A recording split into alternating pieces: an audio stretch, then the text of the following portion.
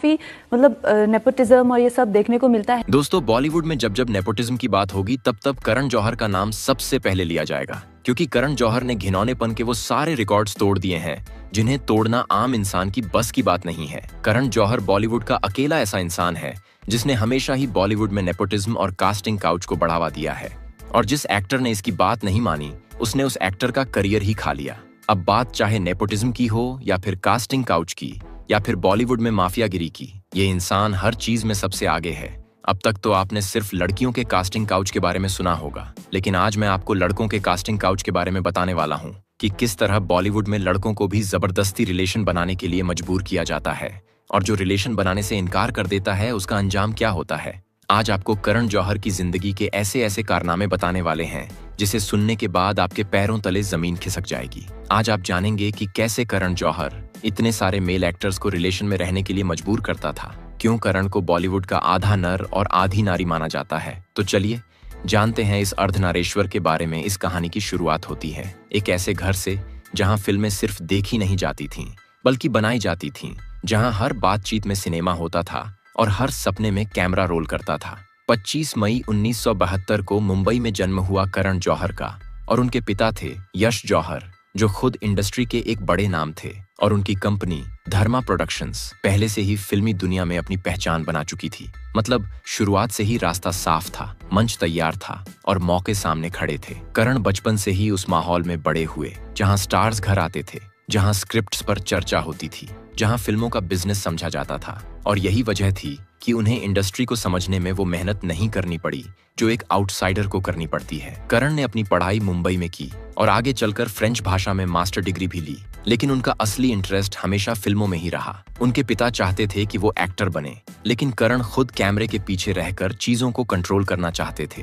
वो सिर्फ हिस्सा नहीं बनना चाहते थे, वो खेल को चलाना चाहते थे, और यही सोच आगे चलकर उनकी सबसे बड़ी ताकत बनी। साल 1995 में जब दिल वाले दुल्हनिया ले जाएंगे बन रही थी, तब करण को मौका मिला असिस्टेंट डायरेक्टर बनने का, और यही से उनकी असली ट्रेनिंग शुरू हुई। यहाँ उन्होंने सिर्फ डायरेक्शन ही नहीं सीखा बल्कि यह भी समझा कि इंडस्ट्री कैसे चलती है। यहाँ उनकी दोस्ती हुई शाहरुख खान से, और यह दोस्ती आगे चलकर उनके करियर की सबसे बड़ी ताकत बन गई, क्योंकि उस समय शाहरुख खान का नाम ही फिल्म को हिट कराने के लिए काफी था। फिर आया साल 1998 जब करण ने अपनी पहली फिल्म बनाई कुछ कुछ होता है, और यह फिल्म सिर्फ हिट नहीं हुई बल्कि इसने करण को सीधे टॉप डायरेक्टर्स की लिस्ट में ला खड़ा किया। एक ही फिल्म ने उन्हें वो पहचान दे दी जिसके लिए लोग सालों तक संघर्ष करते हैं, और यहाँ से शुरू हुआ उनका असली सफर, जहाँ उन्होंने एक के बाद एक बड़ी फिल्में बनाई और अपनी पकड़ इंडस्ट्री पर और मजबूत कर ली। लेकिन यहाँ एक चीज धीरे धीरे बदल रही थी। करण अब सिर्फ फिल्में नहीं बना रहे थे, वो रिश्ते बना रहे थे, नेटवर्क बना रहे थे, और अपनी एक ऐसी पोजीशन बना रहे थे जहां से वो फैसले ले सकते थे कि कौन ऊपर जाएगा और कौन नीचे रहेगा। उनके कनेक्शन बढ़ते गए और वो इंडस्ट्री के बड़े नामों के करीब आते गए, जैसे यश चोपड़ा, एकता कपूर, सलमान खान, और ऐसे कई लोग जिनके साथ मिलकर उन्होंने एक ऐसा सर्कल बना लिया जिसमें एंट्री पाना आसान नहीं था। यहीं से शुरू हुआ वो सिस्टम जिसे आज हम नेपोटिज्म के नाम से जानते हैं, जहां टैलेंट से पहले सरनेम देखा जाता है, जहां मेहनत से पहले बैकग्राउंड देखा जाता है। करण ने अपनी फिल्मों में ज्यादातर वही चेहरे चुने जो पहले से जाने पहचाने थे या फिर किसी बड़े नाम से जुड़े हुए थे। आउटसाइडर के लिए यहाँ जगह बहुत कम थी, और अगर थी भी तो उसके साथ शर्तें जुड़ी होती थीं।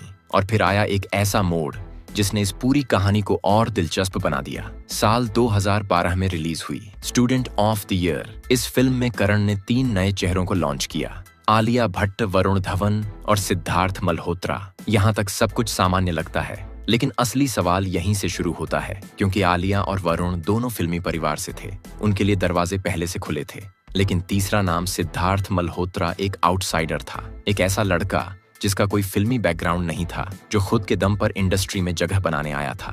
बताया जाता है कि वह दिल्ली से मुंबई आया था, मॉडलिंग करता था, छोटे मोटे विज्ञापन करता था और अपने खर्चे निकालने के लिए संघर्ष कर रहा था। कई बार ऐसे हालात भी आए जब रहने और खाने तक की दिक्कत हो जाती थी, और ऐसे में जब इंडस्ट्री के बड़े दरवाजे उसके लिए बंद थे, तभी उसकी मुलाकात हुई। करण जौहर से कहानी यहीं से मोड़ लेती है, क्योंकि यह सिर्फ एक मुलाकात नहीं थी, यह एक ऐसा मोमेंट था जिसने आगे की पूरी दिशा बदल दी। कहा जाता है कि एक विज्ञापन शूट के दौरान करण की नजर सिद्धार्थ पर पड़ी और वहीं से बात आगे बढ़ी। फिर ऑडिशन के नाम पर मुलाकातें हुईं और धीरे धीरे दोनों के बीच नजदीकियां बढ़ने लगीं। यहाँ से शुरू होती है वो कहानी जिसके बारे में इंडस्ट्री में सालों से फुसफुसाहट होती रही है। आरोप लगते रहे हैं कि मौके सिर्फ टैलेंट के आधार पर नहीं मिलते, बल्कि कई बार उनके पीछे निजी समीकरण भी काम करते हैं। हालांकि इन बातों की कोई आधिकारिक पुष्टि नहीं है, लेकिन चर्चा हमेशा रही है और यही चर्चा इस कहानी को और ज्यादा विवादित बनाती है। मीडिया में कई बार दोनों को साथ देखा गया, अलग अलग जगहों पर एक साथ स्पॉट किया गया और यहीं से शुरू हुआ अटकलों का दौर, जहां लोगों ने अपने अपने अंदाजे लगाने शुरू किए। कोई इसे दोस्ती कहता रहा, कोई इसे प्रोफेशनल रिलेशन कहता रहा और कुछ लोगों ने इसे कुछ और ही नाम दिया। सोशल मीडिया पर चर्चाएं तेज होने लगीं, इंडस्ट्री के अंदर भी इस पर बातें होने लगीं और धीरे धीरे यह एक बड़ा गॉसिप टॉपिक बन गया। इसके बाद फिल्मों का सिलसिला शुरू हुआ। करण जौहर ने सिद्धार्थ मल्होत्रा को कई प्रोजेक्ट्स में मौका दिया और यहाँ एक दिलचस्प पैटर्न देखने को मिला।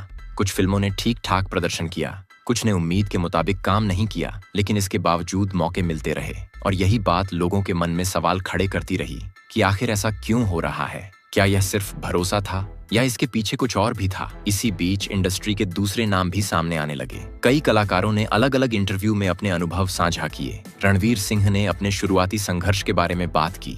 आयुष्मान खुराना ने भी बताया कि कैसे उन्हें शुरुआत में अजीब प्रस्तावों का सामना करना पड़ा। कार्तिक आर्यन का नाम भी कई बार चर्चा में आया, जहां उन्होंने इशारों में सिस्टम की कठिनाइयों की बात की। और ऐसे ही कई और नाम हैं जिन्होंने खुलकर या इशारों में यह जताया कि इंडस्ट्री में रास्ता आसान नहीं होता, खासकर तब जब आपके पास कोई बैकअप नहीं होता। और फिर आती है वो आवाज जिसने इस पूरे मुद्दे को खुलेआम सामने ला दिया, कंगना रनौत। एक ऐसा नाम जिसने बिना डरे बिना झिझक इस सिस्टम पर सवाल उठाए। उन्होंने कई बार इंटरव्यू में नेपोटिज्म पर खुलकर बात की और सीधे तौर पर करण जौहर को इसका चेहरा बताया। उनके बयान ने पूरे देश में बहस छेड़ दी। लोगों ने इस मुद्दे पर खुलकर अपनी राय रखी, कुछ ने उनका समर्थन किया, कुछ ने विरोध किया, लेकिन एक बात तय थी कि अब यह मुद्दा दबने वाला नहीं था। इसी दौरान कुछ महिला कलाकारों के साथ भी टकराव की खबरें सामने आईं। प्रियंका चोपड़ा और अनुष्का शर्मा जैसे नाम भी चर्चा में आए, जहां इंडस्ट्री के अंदर की राजनीति और खींचतान की बातें सामने आईं।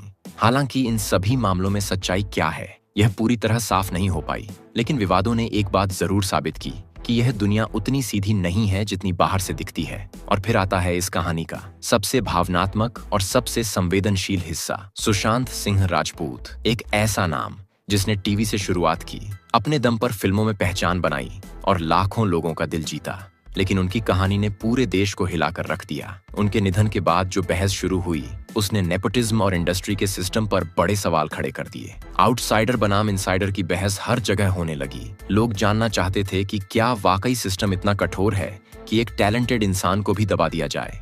इस पूरे मामले ने लोगों को सोचने पर मजबूर कर दिया कि क्या सच में फिल्म इंडस्ट्री में कामयाबी सिर्फ टैलेंट पर निर्भर करती है या इसके पीछे और भी बहुत कुछ चलता है। क्या मौके बराबरी से मिलते हैं या फिर कुछ लोगों के लिए रास्ता पहले से तय होता है और कुछ के लिए संघर्ष ही संघर्ष। कास्टिंग काउच का मुद्दा भी यहीं से और खुलकर सामने आया। जहां पहले सिर्फ महिला कलाकारों की बातें होती थीं, वहीं अब पुरुष कलाकारों के अनुभव भी सामने आने लगे। कई लोगों ने इशारों में कहा कि यह समस्या जेंडर से परे है और इंडस्ट्री के कुछ हिस्सों में यह अब भी मौजूद है। हालांकि हर केस अलग होता है और हर कहानी की अपनी सच्चाई होती है, इसलिए हर बात को सावधानी से समझना जरूरी है। अब सवाल यह है कि इस पूरी कहानी से हमें क्या सीख मिलती है? क्या यह सिर्फ कुछ लोगों की कहानी है या फिर यह एक बड़े सिस्टम की झलक है? क्या सच में बदलाव की जरूरत है या फिर सब कुछ ऐसे ही चलता रहेगा?